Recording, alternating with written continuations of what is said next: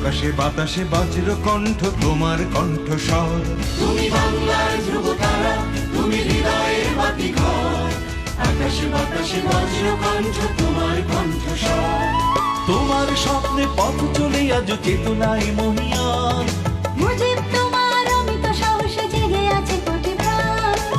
শেখ মুজিব বা মুজিব ছিলেন বাংলাদেশের প্রথম রাষ্ট্রপতি ও দক্ষিণ এশিয়ার অন্যতম প্রভাবশালী রাজনৈতিক ব্যক্তিত্ব। তিনি বাঙালির অধিকার রক্ষায় ব্রিটিশ ভারত থেকে শুরু করে ভারত বিভাজন আন্দোলনে সক্রিয় অংশগ্রহণ এবং পরবর্তীকালে পূর্ব পাকিস্তান থেকে বাংলাদেশ প্রতিষ্ঠার সংগ্রামে কেন্দ্রীয়ভাবে নেতৃত্ব প্রদান করেছেন। শুরুতে তিনি আওয়ামী লীগের সভাপতি, এরপর বাংলাদেশের প্রধানমন্ত্রী এবং পরবর্তীকালে বাংলাদেশের রাষ্ট্রপতির দায়িত্ব পালন করেন। পূর্ব পাকিস্তানের রাজনৈতিক স্বায়ত্তশাসন অর্জনের প্রয়াস এবং পরবর্তীকালে 1971 সালে বাংলাদেশের স্বাধীনতা আন্দোলন ও বাংলাদেশের মুক্তিযুদ্ধের পেছনের কেন্দ্রীয় ব্যক্তিত্ব হিসেবে মুজিবকে অন্যতম গুরুত্বপূর্ণ চরিত্র হিসেবে কৃতিত্ব দেওয়ার পাশাপাশি প্রাচীন বাঙালি সভ্যতার আধুনিক স্থপতি হিসেবেও বিবেচনা করা হয়।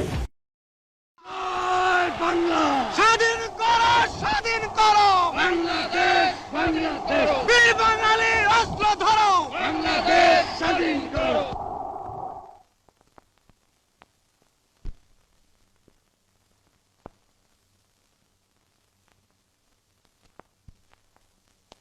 স্বাধীন বাংলার জাতির পিতা, স্বাধীন বাংলার জাতির পিতা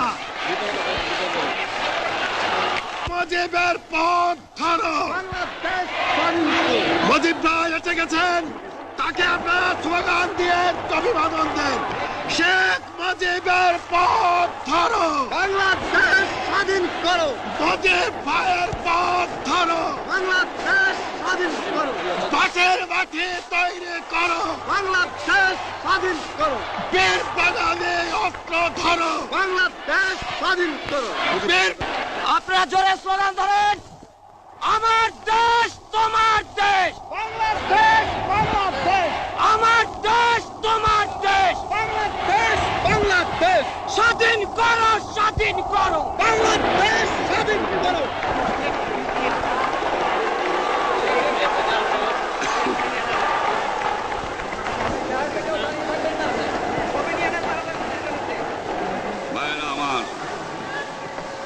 আজ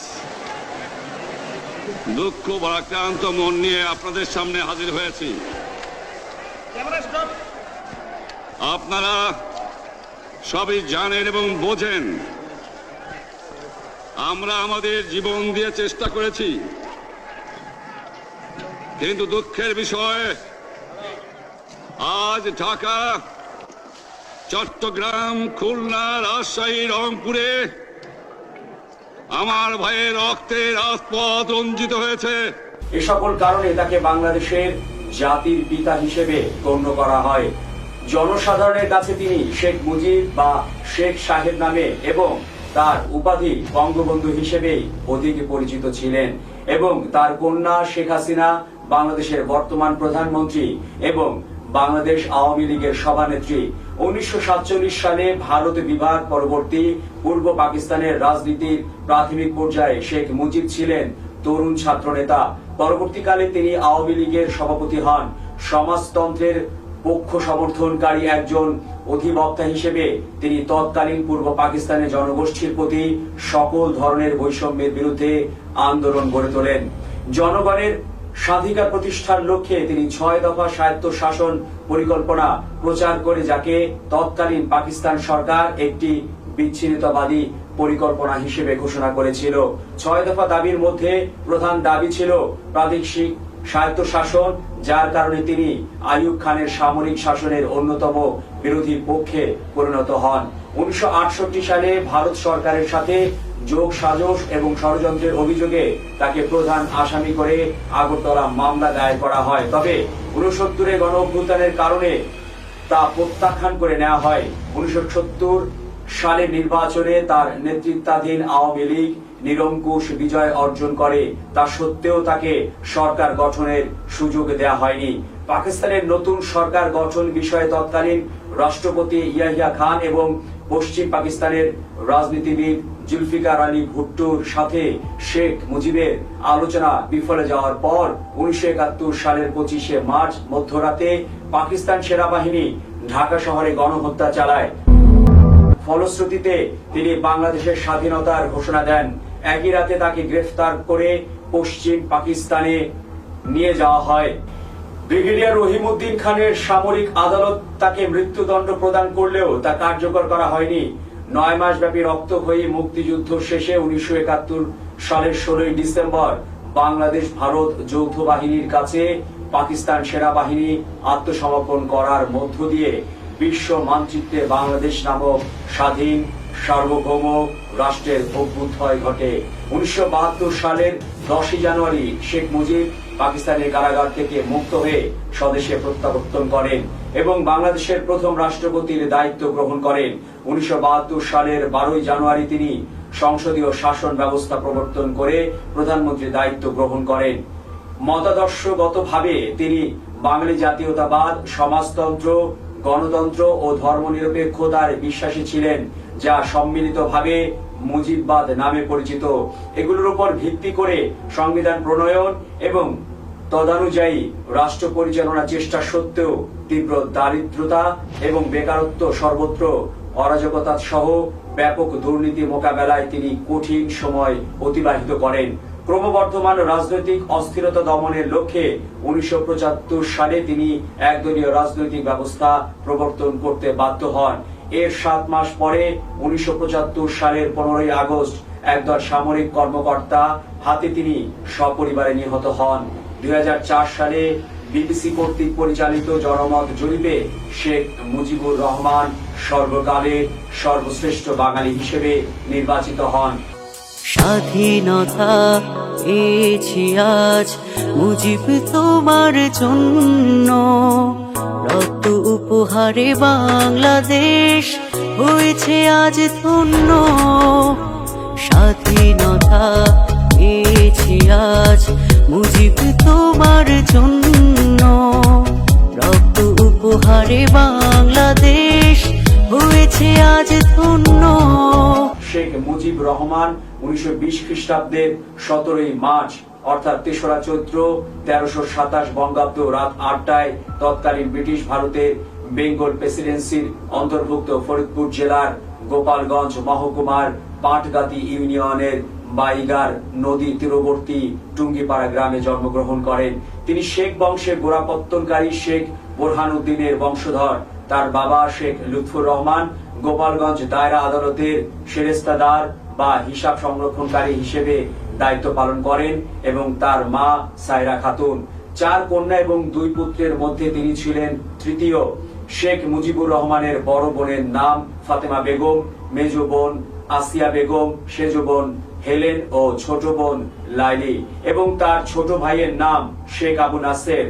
তার নানা শেখ আব্দুল মজিদ তার নামকরণ করেন শেখ মুজিবুর রহমান। তার ছোটবেলার ডাক নাম ছিল খোকা। ছোটবেলা থেকেই তিনি মানুষের প্রতি সহমর্মী স্বভাবের অধিকারী ছিলেন। দুর্ভিক্ষের সময় নিজের গোলা থেকে ধান বিতরণ করেছেন। সমিতি করে অন্যদের কাছ থেকে ধান চাল সংগ্রহ করে গরিব ছাত্রদের মধ্যে বিলি করেছেন।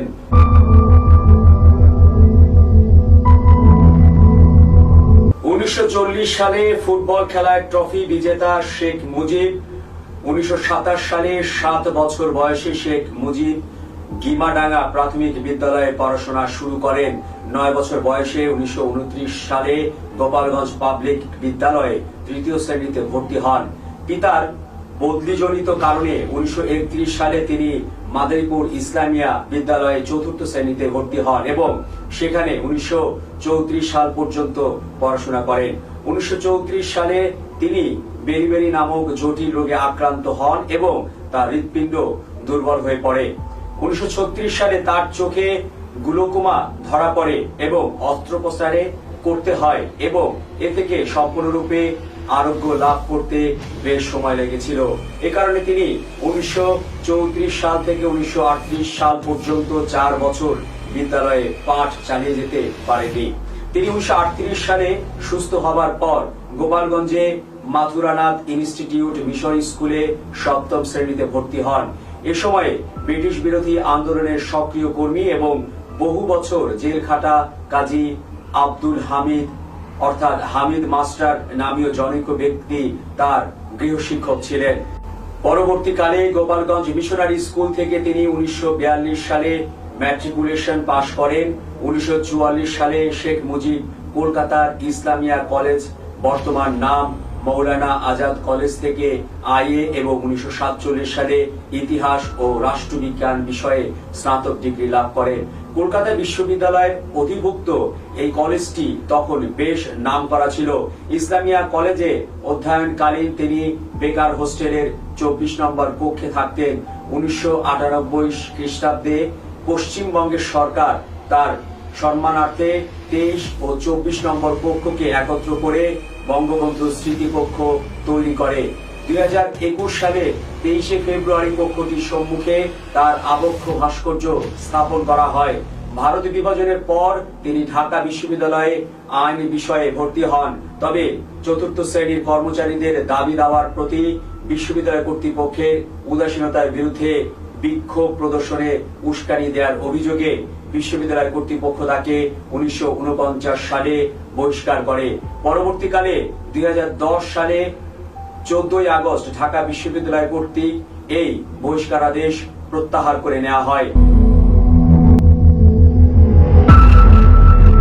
1947 সালে মহাত্মা গান্ধী এবং হোসেন শহীদ সোহরাওয়ার্দীর সাথে শেখ মুজিব দণ্ডায়মান অর্থাৎ শেখ মুজিবের রাজনৈতিক জীবনের সূচনা ঘটেছিল।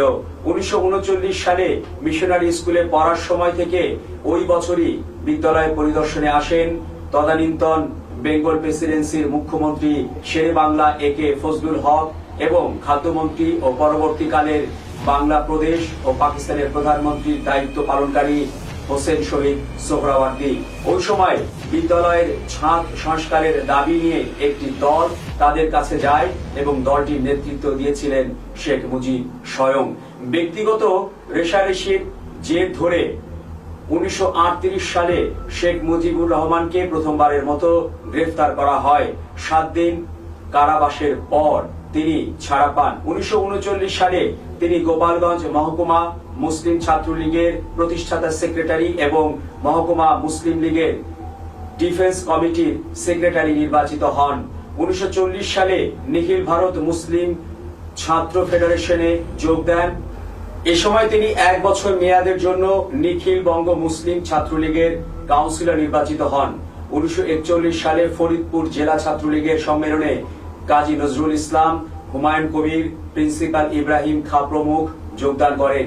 শেখ মুজিব এই সম্মেলনের অন্যতম আয়োজক ছিলেন। শেখ মুজিবুর রহমান 1942 সালে ইসলামিয়া কলেজে ভর্তি হন। সেখানে অধ্যয়নকালীন তিনি বাংলায় অগ্রণী মুসলিম নেতা হিসেবে হোসেন শহীদ সোহরাওয়ার্দীর সংস্পর্শে আসেন। এম ভাস্করন তাকে সোহরাওয়ার্দীর ছত্রতলে রাজনীতির উদীয়মান বরপুত্র হিসেবে আখ্যায়িত করেন। একই বছর কলকাতায় ছাত্রনেতা আব্দুল ওয়াসেক প্রমুখের নেতৃত্বে হলওয়েল মনুমেন্ট অপারেশন আন্দোলনে জড়িয়ে পড়েন। ওই সময় থেকে তিনি সক্রিয়ভাবে ছাত্র রাজনীতি শুরু করেন এবং বিনা প্রতিদ্বন্দ্বিতায় ইসলামিয়া কলেজ ছাত্র ইউনিয়নের সাধারণ সম্পাদক নির্বাচিত হন। 1943 সালে তিনি বেঙ্গল মুসলিম লীগে যোগ দেন। এখানে তার ছাত্র আন্দোলনের মুখ্য বিষয় ছিল পৃথক মুসলিম রাষ্ট্র হিসেবে পাকিস্তান প্রতিষ্ঠা। 1943 সালে বঙ্গীয় মুসলিম লীগের কাউন্সিলর নির্বাচিত হন। 1944 সালে বর্তমান বাংলাদেশের কুষ্টিয়ায় নিখিল বঙ্গ মুসলিম ছাত্রলীগের সম্মেলন অনুষ্ঠিত হয়। এই সম্মেলনে শেখ মুজিব বিশেষ ভূমিকা পালন করেন। তিনি কলকাতায় বসবাসরত ফরিদপুরবাসীদের নিয়ে গঠিত ফরিদপুর ডিস্ট্রিক্ট অ্যাসোসিয়েশনের সেক্রেটারি মনোনীত হন। এর 2 বছর পর ইসলামিয়া কলেজ ছাত্র ইউনিয়নের মহাসচিব নির্বাচিত হন। পাকিস্তান আন্দোলন, যুক্তবঙ্গ ও দেশভাগ। 1949 সালে হোসেন শহীদ সোহরাওয়ার্দীর সাথে শেখ মুজিবুর রহমান 1944 সালে লাহোর প্রস্তাব উত্থাপনের পর মুসলিম লীগ পাকিস্তান প্রতিষ্ঠার জন্য মাঠে নেমে পড়েন। মুসলিম লীগের তরুণ ছাত্রনেতা শেখ মুজিব এ সময় পাকিস্তান প্রতিষ্ঠা আন্দোলনে নিজেকে যুক্ত করেছিলেন।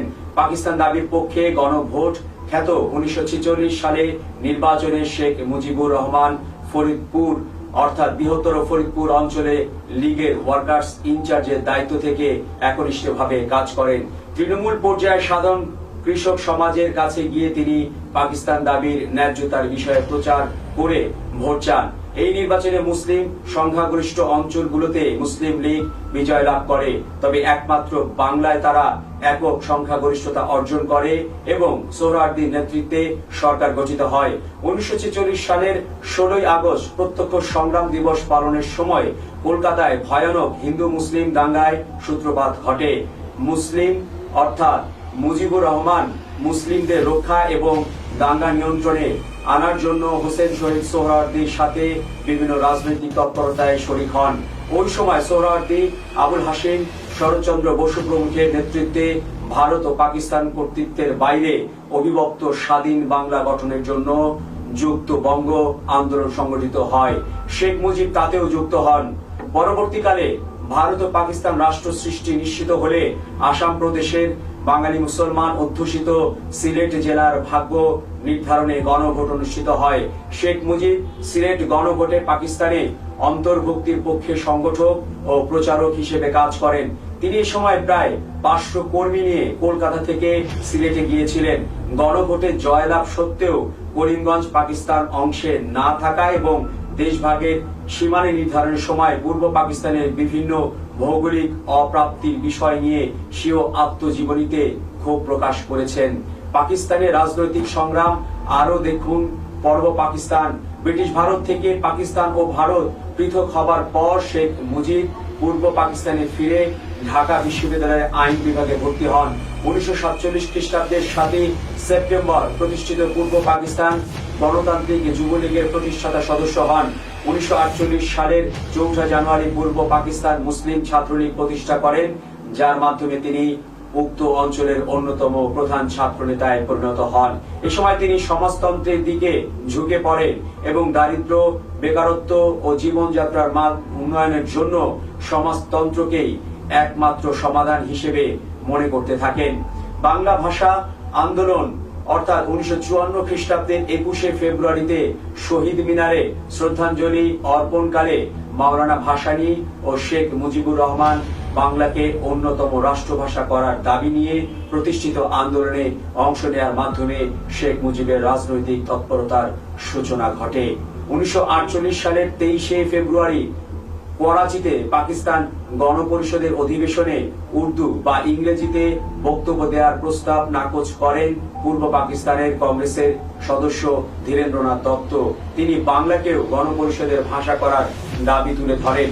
ওই সময় পাকিস্তানের প্রধানমন্ত্রী লিয়াকত আলী খান ও পূর্ব পাকিস্তানের মুখ্যমন্ত্রী খাজা নাজিমউদ্দিন বাংলা ভাষা বিরোধিতা করলে প্রস্তাবটি বাতিল হয়ে যায়। এছাড়া 1948 সালে 21শে মার্চ মোহাম্মদ আলী জিন্নাহ উর্দুকে পাকিস্তানের রাষ্ট্রভাষা করার ঘোষণা দেন।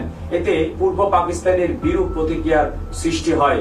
প্রতিবাদী শেখ মুজিব অবিলম্বে মুসলিম লীগের এই পূর্ব পরিকল্পিত সিদ্ধান্তের বিরুদ্ধে আন্দোলন শুরু করার সিদ্ধান্ত নেন। একই বছরের 2রা মার্চ ঢাকা বিশ্ববিদ্যালয়ের ফজলুল হক হলে বিভিন্ন রাজনৈতিক দলের নেতাদের অংশগ্রহণে একটি সম্মেলন অনুষ্ঠিত হয়। ওই সম্মেলনে মুসলিম লীগের বিরুদ্ধে আন্দোলনের নীতিমালা নিয়ে আলোচনা করা হয়। শেখ মুজিব একটি প্রস্তাব পেশ করেছিলেন, যা থেকে সর্বদলীয় সংগ্রাম পরিষদ গঠনের সিদ্ধান্ত নেওয়া হয়। ওই পরিষদের আহ্বানে 11 মার্চ 1948 সালে ঢাকায় ধর্মঘট পালিত হয়। ধর্মঘট পালনকালে শেখ মুজিব সহ আরো কয়েকজন রাজনৈতিক কর্মীকে সচিবালয়ের সামনে থেকে গ্রেফতার করা হয়, কিন্তু ছাত্র সমাজের তীব্র প্রতিবাদের মুখে 15 মার্চ শেখ মুজিব এবং অন্যান্য ছাত্র নেতাকে মুক্তি দেওয়া হয়। তাদের মুক্তি উপলক্ষে সর্বদলীয় রাষ্ট্রভাষা সংগ্রাম পরিষদ ঢাকা বিশ্ববিদ্যালয়ের বটতলায় শোভাযাত্রা হয়, যাতে শেখ মুজিব সভাপতিত্ব করেন। তবে পুলিশ এই শোভাযাত্রা অবরোধ করে রেখেছিল। 15 মার্চ মুজিবের নেতৃত্বে রাষ্ট্রভাষা সংগ্রাম পরিষদ গড়ে তোলা হয়। পুলিশি কার্যক্রমের বিরুদ্ধে শেখ মুজিব অবিলম্বে 17 মার্চ 1948 সালে দেশব্যাপী ছাত্র ধর্মঘটের ঘোষণা দেন। 19 মার্চ তিনি ঢাকা বিশ্ববিদ্যালয়ের 4র্থ শ্রেণীর কর্মচারীদের অধিকার আদায়ের লক্ষ্যে একটি আন্দোলন পরিচালনা করেন। একই সময়ে ফরিদপুরের কর্ডন প্রথার বিরুদ্ধে আন্দোলন করার সেই বছরেই 11 সেপ্টেম্বর তারিখে তাকে আবার আটক করা হয়। 1949 সালের 21শে জানুয়ারি শেখ মুজিবকে জেল থেকে মুক্তি দেওয়া হয়। জেল থেকে বেরিয়ে তিনি আবার চতুর্থ শ্রেণীর কর্মচারীদের দাবি আদায়ের আন্দোলনে জড়িয়ে পড়েন, যার জন্য তাকে বিশ্ববিদ্যালয় থেকে জরিমানা করা হয়। কিন্তু তিনি এই জরিমানাকে অবৈধ ঘোষণা করে তা প্রদান করা থেকে বিরত থাকেন।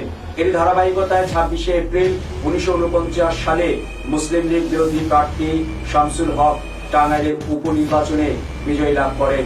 শেখ মুজিব তার সেই আন্দোলনের সফলতার জন্য উপাচার্যের বাসভবনের সামনে অনশন ধর্মঘট করেন, যার জন্য তাকে পুনরায় আটক করা হয়। এ সময় তাকে ঢাকা বিশ্ববিদ্যালয় থেকে বহিষ্কার করা হয়। তার বিরুদ্ধে অভিযোগ ছিল বিশ্ববিদ্যালয়ের চতুর্থ শ্রেণীর কর্মচারীদের অধিকার আদায়ের আন্দোলনের নেতৃত্ব প্রদান করা।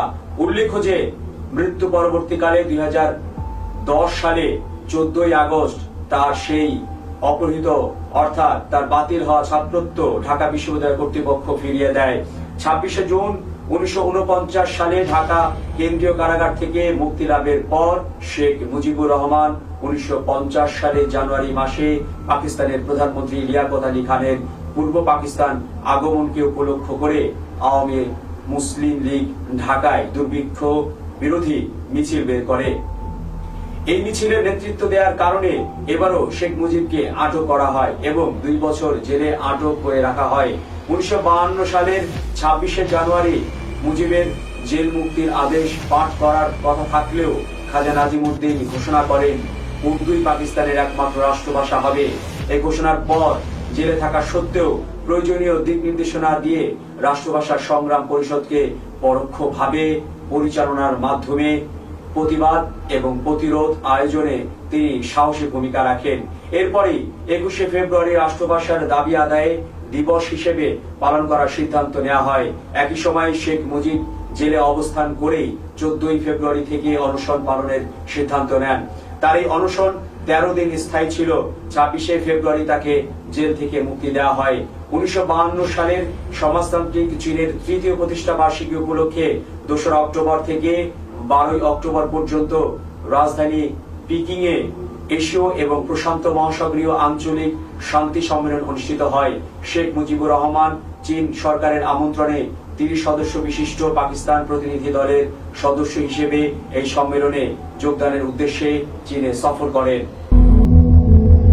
বাংলাদেশে আওয়ামী লীগ ও পূর্ব পাকিস্তানের আইন পরিষদ নির্বাচন 1954-1952 সালে আওয়ামী লীগের নেতা কর্মীদের সাথে শেখ মুজিবুর রহমান এবং 1949 সালে 23শে জুন হোসেন শহীদ সোহরাওয়ার্দী এবং মাওলানা ভাসানী পূর্ব পাকিস্তান আওয়ামী লীগ গঠন করলে শেখ মুজিব মুসলিম লীগ ছেড়ে দিয়ে এই নতুন দলে যোগ দেন। তাকে দলের পূর্ব পাকিস্তান অংশের যুগ্ম সাধারণ সম্পাদক নির্বাচন করা হয়। তিনি 26শে জুন জেল থেকে ছাড়া পান। মুক্তি পাবার পরপরই চলমান খাদ্য সংকটের বিরুদ্ধে আন্দোলনে যোগ দেন। 1949 সালের সেপ্টেম্বর মাসে 144 ধারা ভঙ্গের অভিযোগে তাকে সাময়িকভাবে আটক করে রাখা হলেও অচিরেই ছাড়া পেয়ে যান। একই বছরের অক্টোবর মাসে মাওলানা আব্দুল হামিদ খান ভাসানীর সাথে যুক্ত থেকে লিয়াকত আলী খানের কাছে একটি প্রতিনিধি দল প্রেরণের চেষ্টা করার উভয়কেই আটক করা হয়। 1954 সালে নবনির্বাচিত যুক্তফ্রন্ট সরকার কৃষি ও বন মন্ত্রী শেখ মুজিবুর রহমান বাম থেকে অর্থাৎ দ্বিতীয় 1956 খ্রিস্টাব্দে পূর্ব পাকিস্তানের গভর্নর শেরে বাংলা একে ফজলুল হকের কাছ থেকে মন্ত্রী হিসেবে শপথ নেন। শেখ মুজিবুর রহমান 1953 সালে 9 জুলাই শেখ মুজিবকে পূর্ব পাকিস্তান আওয়ামী লীগের কাউন্সিলর অধিবেশন শেষে দলের সাধারণ সম্পাদক নির্বাচিত করা হয়। একই বছরের 14ই নভেম্বর পূর্ব বাংলার প্রাদেশিক পরিষদ নির্বাচনে অংশগ্রহণের জন্য বিভিন্ন দলের সমন্বয়ে যুক্তফ্রন্ট গঠনের সিদ্ধান্ত গৃহীত হয়। 1954 সালের 10ই মার্চ এই নির্বাচন অনুষ্ঠিত হয়। নির্বাচনে যুক্তফ্রন্ট 237টি আসনের মধ্যে 223টি আসনে বিপুল ব্যবধানে বিজয় অর্জন করে, যার মধ্যে 143টি আসনই আওয়ামী লীগ লাভ করেছিল। শেখ মুজিব গোপালগঞ্জে আসনে 10,000 ভোটের ব্যবধানে বিজয় লাভ করেন। সেখানে তার প্রতিদ্বন্দ্বী ছিলেন মুসলিম লীগ নেতা ওয়াহিদুজ্জামান। 3রা এপ্রিল শেষে বাংলা অর্থাৎ একে ফজলুল হকের নেতৃত্বে যুক্তফ্রন্ট পূর্ব বাংলা প্রদেশের সরকার গঠন করে এবং 15ই মে শেখ মুজিব উক্ত সরকারে যোগ দিয়ে কৃষি, বন এবং সমবায় মন্ত্রণালয়ের দায়িত্ব পান। 29শে মে কেন্দ্রীয় সরকার যুক্তফ্রন্ট ভেঙে দেয়। 31শে মে করাচি থেকে ঢাকা ফেরার পর বিমানবন্দর থেকেই তাকে আটক করা হয়। 23শে ডিসেম্বর মুক্তি লাভ করেন তিনি। 1955 সালের 5ই জুন শেখ মুজিব প্রথমবারের মতো গণপরিষদের সদস্য হন। 17ই জুন আওয়ামী লীগ পল্টন ময়দানে আয়োজিত এক সম্মেলনে 21 দফা দাবি পেশ করে